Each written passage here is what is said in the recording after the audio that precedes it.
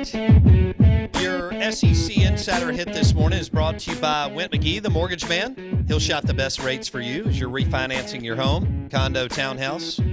Went McGee, the mortgage man, mortgagemanms.com. Went McGee, mortgagemanms.com. We're live in the Bank Plus studio. Our guests join us on the Miller Lite guest line. We welcome in our friend and NFL Draft Insider for the state of Mississippi, law partner at CoxwellLaw.com, your personal injury attorney. Chuck Mullins joins us on the show. Chuck, good morning. How you doing, buddy? I'm good. I didn't even know I had a landline in my house. Dude, when you text me, I went, dang, I'm impressed. Chuck has a landline. I know. I was like, so it's back in the office somewhere. So how are you guys this morning? I didn't know. Oh, that's great.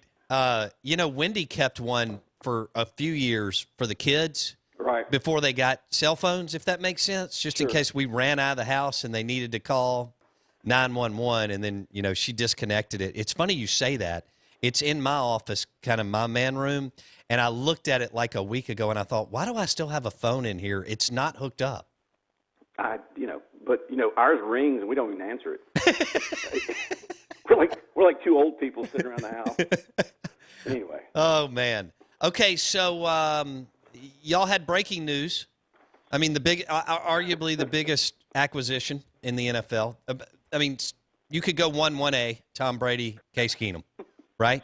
What's with the Case Keenum hate? Well, are y'all just messing with me? Yes. Okay. Well, Blake started it like a day ago. He was like, dude, here's what we have to do with Chuck. We have to really play up this Case Keenum transaction.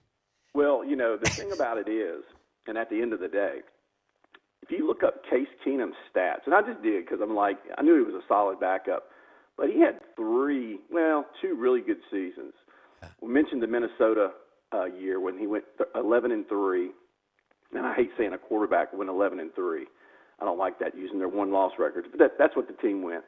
67% completion, 3,500 yards, parlayed that into a huge contract with the Broncos, 62% completion percentage, almost 4,000 yards passing. That's not bad.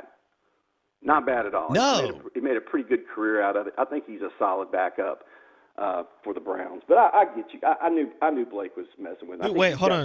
Why are you assuming he's the backup? Yeah, is it week 8 or week 9 that he takes over for Baker, Chuck? Oh, no.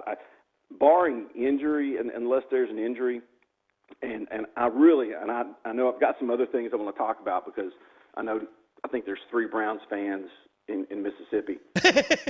But I think you're going to see a bounce back from Baker this year. Okay. I really do. I think that last year was about half his fault or less, and I think the system and the coach, unfortunately, Freddie wasn't ready. And I think that pretty much, if you had to suffer through and watch any of the Browns games, you would have seen that. So I think you're going to see with Stefanski, he's going to be running the type of offense that is what I'm saying is the new NFL offense. It's going to be heavy on the RPOs, and that's what you're going to see more going forward with every team. And I think we're going to use Chubb that way, and I think it's going to be more dynamic and effective. Picked up a great right tackle, Jack Conklin, in free agency, going to draft 1 at 10 to play the left side. So I think you're going to see an improved Baker. And I will tell you this, if he's not improved with the offensive firepower they have, legitimate, I'm not talking about just on paper, but with the legitimate pieces they have in place, then it's time to go looking for another quarterback. Sure. I mean, that's just how it is. This is his make or break year, Chuck. I honestly believe it is, simply because they have done a lot to put the pieces in place for him. Right. Now, last year I think they had some offensive line problems. No doubt. And the coaching schematic wasn't there. You sit here and I listen all morning, and I listen to the stories about Sean Payton and how he used his players over the years, and of course the fact he's still there after 15 years. And we just need a coach that knows how to use these players' talents. And hopefully, I think I say this every 1 or 2 years. Hopefully, we've got the guy. Well, you do have legit talent. I mean, no you do. doubt. They've made some good moves, and I'd love to see Baker, be successful. But like you said, those two are going to have to sync up, and you're right. They're going to have to look more like Kingsbury and Kyler Murray, Chuck. Yeah, and you're right because, and that's a great example. When you have a guy like Kingsbury that comes in with a rookie quarterback who is not your typical prototype NFL quarterback. So what does he do? He plays to his strengths and just has a great year, a good year for a rookie. A great year. No doubt. And I think that's what you have to do. I think we went away from a lot of what we did well last year. You got one of the best running backs in the league, and Nick Chubb. Chubb can play. And we don't deserve Nick Chubb. And me and my son, Gavin and I say that all the time when he makes these great runs. And then you got a situation like it's 3rd and a half a yard, and instead of going with Chubb, we take him out of the game and throw a deep pass down the field, which is inevitably incomplete. And I was like, why? You got Nick Chubb. So I'm excited-ish. I'm just wanting to, and I wanted to tell you this. I was listening to you guys last week, and how important is it to have sports in our society? I mean, I know a lot of people don't like sports, but it affects them whether they like it or not. But to hear you guys talking about the NFL draft a week and a half ago, I believe. Yeah. I stayed in the parking lot just listening to it. And I think we missed that as a society. We missed out on March that's Madness. when you text me. Yeah. Yeah, messing with Blake. But, I mean, look, we've missed NFL draft. It's not going to be a live event. All the baseball, college and pro, March Madness. Heck, we even missed a live WrestleMania. It's just and it's here, great to be back to normal. Chuck, as you know, you've been here for 30 years or whatever.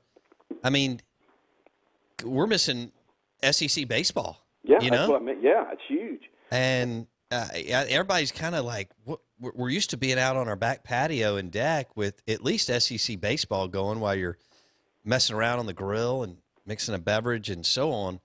But I was thinking about you earlier this morning when we were talking about the draft, and I was reading some of the things that they're looking at doing. And the NFL is so innovative and creative and smart and so on. But Chuck, the numbers are already through the roof, and we bring you on every year for the draft. Do you realize how big they're going to be this year? It's going to be huge. I mean, people are big. And honestly, I hate the spectacle that the draft has become. And, I used to love it watching it when they did it on Saturday and Sunday. 2 days, started at noon, ESPN. I love that. And I wanted to get back to that, but I know they love the live, the spectacle that it's become. But this year, because you're going to have, I don't know how many people they were going to try to cram at Vegas for the draft, but, you're going to have a bunch of sports-starved people that are going to be tuning in, so it's going to be ratings like we've never seen before. Oh. Maybe Super Bowl type ratings. Yeah. Not that high, but I'm looking for more than March Madness ratings. I agree with you. I can't wait to see what they do come up with over the next few weeks. It'll be here before we know it. Chuck Mullins on the Out of Bounds Show, ESPN 105.9 The Zone, CoxwellLaw.com. All right, let's jump into it, Chuck. Sure, let's do it. And so the Bengals are in your division. Correct. And you grew up in that hardcore, blue blood, old school NFL area of the country with the Browns and the Steelers and the Bengals and the Eagles and all that kind of good stuff. So, we both have Burrow going, and so we'll start with that. You got Burrow going to the Bengals. Yeah, absolutely. I think they're entertaining some offers right now, but it depends on the offer they get, and I'll get into this in just a minute. Burrow played; he was the best quarterback on the best team in college football, and his talent level with the guys he had around him, it may have factored into why he did so well. But it's going to be tough to turn down the best player. Or at least the best quarterback. I don't think he's the best player in the draft. I think he's the best quarterback in the draft on paper. And I think the Bengals would be, their fans would, I think they don't have that many fans, would probably protest and stay away. I've got Burrow going first to the Bengals. All right, now this second pick gets me all fired up. I love this, okay, Yeah. because, and I want you to weigh in here. We know that Daniel Snyder's been a train wreck. And the Redskins, I had Smoot on yesterday. Right. Dwayne Haskins, I don't know, but if I'm the GM, I'm going Tua all day long because you have to have the dude to do what you want to do. But there's talk that they're going to go – and Chase Young is phenomenal. And you match him up with what they've done on the defensive line, and there's some good stuff there. What do you see the Redskins doing at number 2? They go QB or they go Chase Young? Yeah, between Smoot giving his recipes yesterday, I noticed that he was a real big Chase Young guy, and I totally agree with him. Okay. I think Tua is the new era of dual threat quarterbacks, but I think they can win with Haskins with that defense. I mean, their defensive line is going to be amazing, and you throw in a guy like Chase Young, who is the number 1 guy in the draft. No question. Matt Miller gave him a 99 rating. 99. So I don't think, and with Justin Herbert, with Tua, at number 2, it's a risk. But look, Kyler Murray last year, I didn't think the Cardinals were going to do that, and they did it. So nothing would surprise me, but I would go Chase Young. Okay. Well, interesting. So if they do that, you're right. They're going to have one of the best defensive lines in the NFL if they go with Chase Young. And that's a weapon for the offense as well. That's true. I mean, you get a defense that forces turnovers, gets you in good field position. That's a benefit for a young quarterback.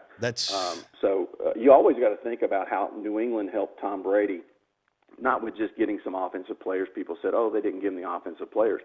But their defense, especially last year, always gave him an advantage over other teams. I don't like it for Dak Prescott, but I agree. Young's a beast, and with what they've done with, and look at, it's been SEC players on the D line, and then they go with Ohio State's Chase Young. All right, number 3, lines. Jeff Okudah, phenomenal easy. player. Yeah. Or do they go ahead and take Tua and redshirt him behind Stafford? What do you see here?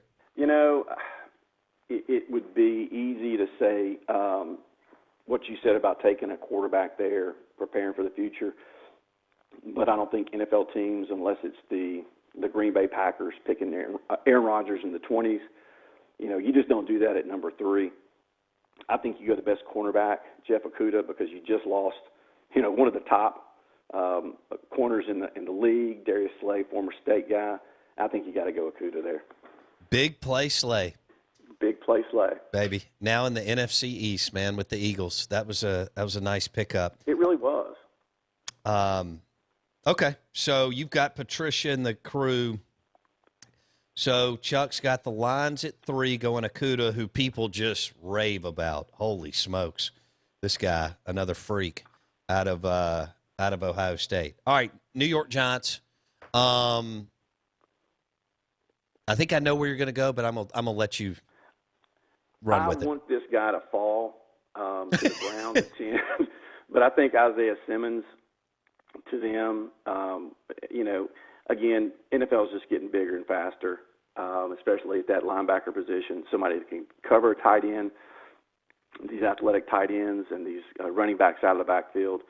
I just think and I had Tua going at 4 to the Chargers, Herbert to the Dolphins at 5, and I think it just sets up nicely for the Giants to go Simmons.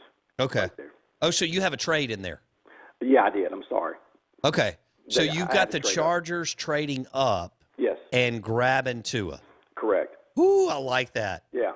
I think the Dolphins want him really bad. So I think that, I think the Chargers just make a move up and take him. Okay, so Chuck, I got to see Tua live, this past year. And I went down on the sideline when Bama was in Starkville. And this dude, this is before he got hurt, okay? Right. And I know Mississippi State wasn't that good on defense. This guy's a freak processing, going through, his reads and his progressions. And I understand there's an injury concern, but I think all of a sudden people are almost sleeping on him because of what Burrow and LSU did. Chuck? Well, I agree, and the injury is the big thing, number 1. But number 2 is because we're in this pandemic, you can't get these guys into your facility. Right. And get them checked out. And I think that's hurting not just the top players. Tua's going to be okay, But the guys in the back end of the draft that usually get, the so-called diamonds in the rough, they're the ones that are going to be suffering because they can't go into the facility. But you're right. If Tua doesn't get hurt, just look what he did in the second half of the national championship game against Georgia. I mean, who does that and comes off the bench in that situation? I thought it was more than impressive, and I think they were headed to honestly, I think that Alabama, LSU would have been, well, it was. We got to see the regular season, and that was without Tua. If he had stayed healthy, he and Joe Burrow in a national championship, we'd still be talking about it. Yeah, I'd take a rematch. Yeah, absolutely. So I hear what you're saying. I think I hate to say that the Chargers get a steal at 4 with Tua, but I think he'll go that high. That'd be huge for San Diego. It would. Okay, so then what do you have Miami doing at the QB? Justin Herbert. Now, and I heard Blake give me some not good love on that pick, but if you watch him and my next quarterback off, these two guys are, again, the dual threat quarterbacks who are athletic, that can run, but can also throw. And that's going to be the wave of the foreseeable future in the NFL. Mm-hmm. Herbert, he fits that what NFL coaches are looking for nowadays. And well, he's a big-time athlete, and a lot of people don't realize that. You do. I really, when we watched the Combine, that's when he jumped off to me. Because, how often do we stay up and watch Oregon play at, 10 or 11 o'clock at night on Saturday night? Right. You see the highlights, but when you see what he did in the Combine, he's a phenomenal athlete, and I really didn't have any idea he was that athletic. But I can see him as high as that with the Dolphins, definitely top 10. And some of the plays he made in the bowl game, as far as athletically, I was like, wow. So I can't wait to see what plays out. So you got Miami taking Justin Herbert. That's 3 QBs off the board in the first picks, because you've got the Giants trading back, right? Correct. I got them going to number 6. Okay. All right. Chuck Mullins, CoxwellLaw.com, Cleveland Browns super fan, according to Blake Scott. Chuck is now Case Keenum's biggest fan as the Browns pick up Keenum, but he believes that Baker, with the new coaching staff and the offensive talent, Nick Chubb, SEC, among others, Beckham, Landry, heavy SEC, actually, Miles and the whole crew. He's looking for a bounce back with the right coach running the right system with Baker Mayfield. NFL draft coming up in a couple of weeks. Can't wait to see what the NFL does with that. Now, Chuck, do you go – Blake, I'm going to let you jump in here. Do you go NFL Network or do you go ESPN? I always go NFL Network. Okay. ESPN is way too – they try to be sticky. I really like the analysis that the NFL Network gives, especially when Mayock was on there. Yes. I just prefer that. I don't need the shtick from ESPN. You know who I've really liked? Daniel Jeremiah. He's awesome. His podcast is good, and I like he and Rich Eisen's chemistry back and forth, Chuck. Exactly, and it's no fluff. It just tells you about guys and what you want to hear about them. If they have a backstory, like Gardner Minshew did, and they will tell you about that kind of stuff when he went through to get there. I like that kind of analysis and how they bring it up and break it down. And Jeremiah, I believe, was a college quarterback, Appalachian State. Is that right? Was he really? Am I right on that, Blake? Jerry Moore was the legendary coach. We'll have to check that out. I like Jeremiah. He's like Lewis. He and Riddick on ESPN. I like Riddick, and I like Daniel Jeremiah. He played at Northeastern Louisiana and Appalachian State. Ooh, that's Jerry Moore, man. He was a legendary coach at App State. He's the one that beat Michigan in 07 running the spread, or 06. Yeah, Jeremiah was a good athlete, and, he's got some knowledge, and I like listening to those type guys who, again, they're not trying to promote themselves. They're trying to promote the player. Blake, I have a question. Chuck Mullins for you, on the Out of Bounds show. Go ahead, Blake. So mock drafts are all about obviously hitting. You're not going to be 100% right. We all know that. So you're trying to hit like the big picks. Be right on some of the bigger names, and you're going to be wrong. What do you feel like outside of Joe Burrow being one? I would guess, but maybe you'll surprise me. What pick do you feel most confident about, and what pick do you think well, or this guy I know could where he's jump going. up way higher than you actually have him projected right now? I believe it's going to be Utah State's quarterback Jordan Love, who is going to be, if you remember Joe Flacco from years ago, when the Ravens traded up to get him, and he was from Delaware State, the Blue Hen, and everybody was like, what? And he went on to what I would call an excellent NFL career, which is probably over now since he got waived. But I think Jordan Love kind of fits that same dual-threat quarterback that could actually flourish. And I wouldn't be surprised if a team like the Patriots would trade up and try to get him somewhere. Ooh. Yeah, you asked me about what the Patriots would do in the post-Brady era, and I think that would be fun. So to see somebody like Jordan Love, who was really off the radar, and he came in, had a great combine, athletic, big, great arm strength, and somebody like, a coach like Belichick who knows how to use his players. Sure. I mean, he just does, and he's going to play to their strengths, and I think that would be fun. Well, I mean, if you hate the Patriots, it's not going to be fun, but I think that would be something. He could sit behind Stidham for a couple years, let him battle it out. But I think that would be a interesting move for them. I could see Belichick. Currently, doing the that. Patriots have the 23rd overall pick. Yeah, it would take some firepower. But you know what do the Patriots always do?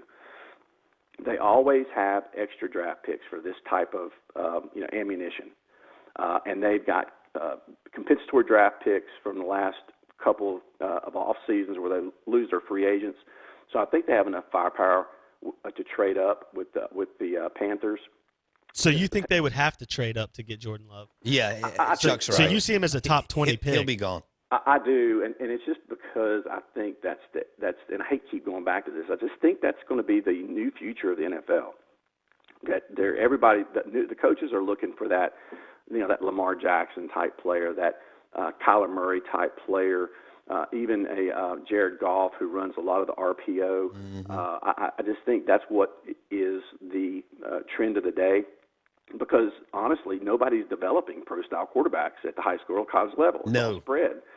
So that's what the NFL, unless the NFL wants to invest heavily and, teach a kid how to be a pro-style quarterback for 2 or 3 years, you're going to see NFL teams that are going to be running, and getting these dual-threat quarterbacks. And that's why I think that he's not going to last. All right, we're going to do this again in a week and hit the draft again with you. Is that cool? That's cool, man. I really appreciate y'all getting us back to a little bit of normalcy, too. Absolutely. Be good, buddy. Thank y'all. See you, man. Chuck Mullins, our friend, and love how passionate he is about football. Grew up in that blue blood NFL country, baby. Browns, Steelers, Eagles, Giants, for that matter. Chuck Mullins, CoxwellLaw.com. Your personal injury attorney, CoxwellLaw.com, if you're injured in a vehicle accident or on the job. Blake, that was fun. We got a lot on YouTube for you. Just search the Out of Bounds Show or go to Apple Podcast and search the Out of Bounds Show. Thanks for listening to the Out of Bounds Show on ESPN 105.9 The Zone.